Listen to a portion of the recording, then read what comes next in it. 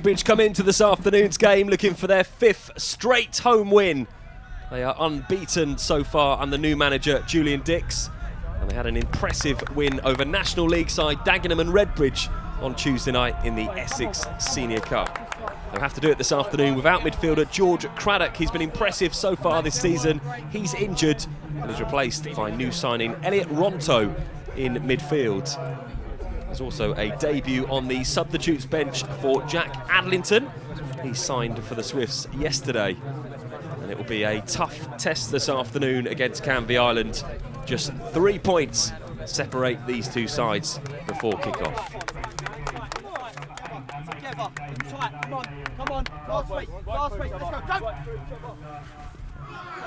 Heybridge, who come forward straight away, and it's Chatting who's on this near side, onto his left foot, plenty in the box. Chatting goes for goal, and it's palmed away by the keeper Harry Palmer. And he did really well, the Canvey Island keeper, just to get that ball out of the danger area.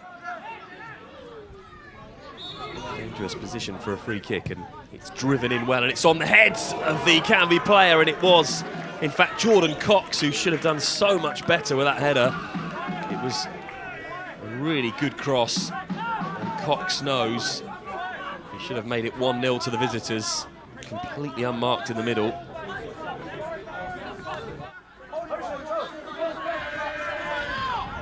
Well intercepted by Krasnicki, who just wins the ball back for Heybridge in a dangerous area and turns and hits and struck by Walker, and it was saved again at the near post. Plenty of room at the moment for those Heybridge forwards, and Walker shoots low. Again, it's a misplaced pass, and maybe another opportunity for Walker, who just lays it off towards Price. And Price, at the last minute, just couldn't get his foot round the ball. With the goal to aim at. I'm sure he'll be really frustrated with that effort, Price.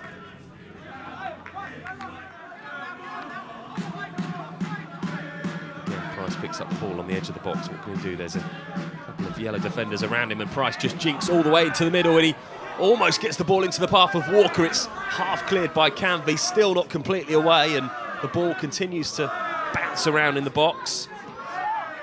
And eventually, Canvey do get the ball away. What a run that was from Price, just jinxed inside 3 Canvey Island defenders, almost found Walker, and the ricochet just bounced up towards those in yellow. It's been a fairly even start to this game, but you have to say Heybridge have had the better of the chances, and that's a lovely ball from Krasnicki, who does find Price. What can he do? There's plenty in the box if he needs them. He comes onto his left foot, strikes, wonderful goal from Price. What a hit that was. And he goes over to celebrate with the Heybridge fans, and they do have the lead. What a way to do it. The support in the middle, he didn't need them. Just rolled the ball onto his left foot, Matthew Price. What a shot that was. Keeper, absolutely no chance.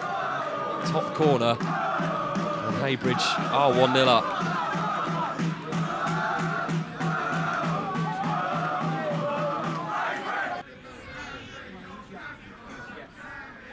It's a really poor throw, and it bounces down into the path of a Canvey player. Brilliant hit, and an even better save from Chris Haig, who just praised Matthew Price for his finishing. That could be worth just as much from Chris Haig come the end of this game. Phenomenal save. Reached up somehow to tip that over the bar. It was a shot from Merrifield, and Haig was absolutely equal to it.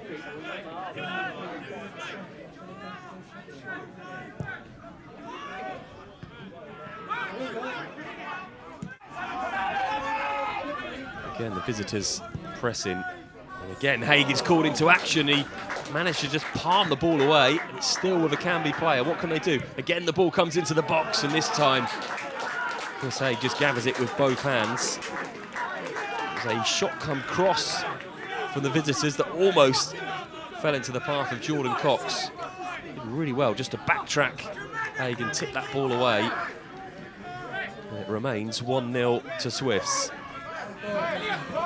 Pulsating first half, and it's started well in the second, and maybe an opportunity for Price for his second of the game. It's cleared away by Canvey, and they still struggle to completely clear the ball. And again, there's an opportunity for Heybridge. It's rolled back across the 6-yard box, and Canvey will now have time to get the ball away, and they spread the ball wide, and it falls into the path of Malloy, who could have created an overlap there, but decided to go inside. And plenty of Swift's bodies now back, and you think maybe the danger is over, but Malloy takes on his man, and there's an opportunity for a cross, goes all the way across, and it's well cleared out, and in the end the shot is going to fly over the bar, but that's how this game has been.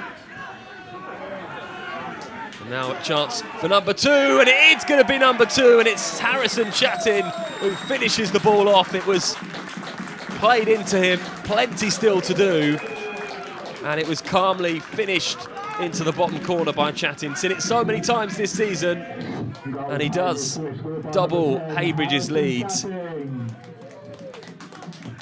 2-0, by no means done, but a good position for Heybridge. That's a really poor clearance from the keeper, and it falls into the path of Walker, and a few challenges fly in, and eventually it will come through to Price, but the shot just goes wide, and Price was really unselfish there, just laid the ball off to Ronto. Couldn't quite curl the ball inside the post. This time Ronto tries to play the ball to Price and return the favour, and Price picks the ball up in the 6-yard box. What can he do? Lays it across, almost finds its way into Walker. Really calm defending in the end as Canvey just play the ball out. Just a whisker away there. Slight deflection meant they could clear the ball. Work from Krasniqi, just plays it into Ronto, and really patient build up here, and Price is in the box, goes all the way across, and Walker somehow couldn't turn that into the net for the third for Heybridge. All the way across, and Walker ends up kicking the sand, whiskers away from making it 3-0 to the home side.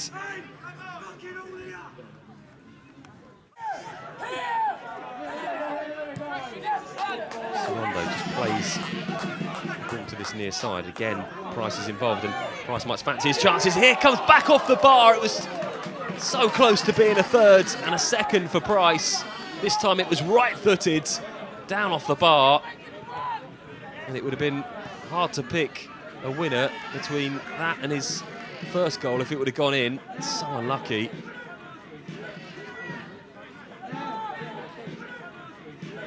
Heybridge forwards once more. Ramon has made his way up the pitch, and it's going to fall to Walker, who goes for goal, and wasn't a million miles away. Half chance at best for Walker there.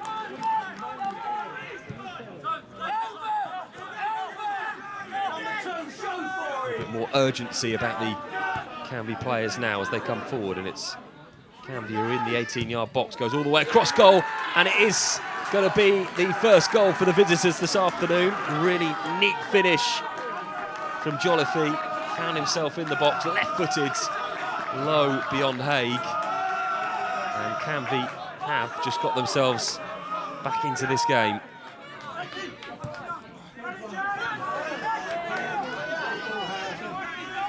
Walker just chased down the defenders, and Walker's won the ball into the 6-yard box. Can he finish the game off? Good save from the keeper. Perhaps he should have squared it. Looked to dink the ball over the Canvey Island keeper.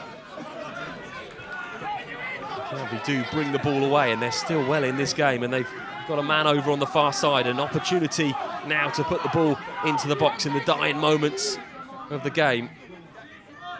Eventually does go in, and there's a free header, and should have done better. The ball fell to Merrifield. Really should have scored. Last chance for Canvey perhaps, and the ball's gone through, and it's another save from Haig. Brilliant save. You must be even more pleased today, not only the win, but the level of team that came here and played. They're a really decent side. Listen, Canvey are a good side. I said to the boys before the game, listen, we have to be on the button today, all of us. Our work rate, our tempo, our passing. And I said at half time to him, listen, there's going to be times that obviously Canvey take hold of the game, but we defended really well as a team from corners. Listen, they had a few chances, but so did we. So listen, very proud of them, very proud. And one of those games where you mentioned the chances that they had and they pressed right at the end, it could be another one of those games you look back on in the season and think that was a pivotal game. Yeah, like I said, they had a few good chances, but listen, so did we. I mean, we had some chances. It could have been 7-5, something like that.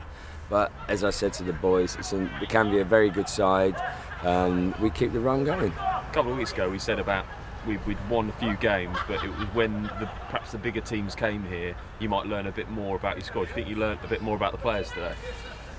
Not really, because all I've asked of them is to give me everything they had, and certainly today they give me everything. Even in the games before, they give me everything. But today was a big test for them, because as I said, Canvey are a good side, and they have some good players, and they pressed us. They pressed us right to the end. So, as I said, I'm very, very proud of the boys. They stood up and they were counted.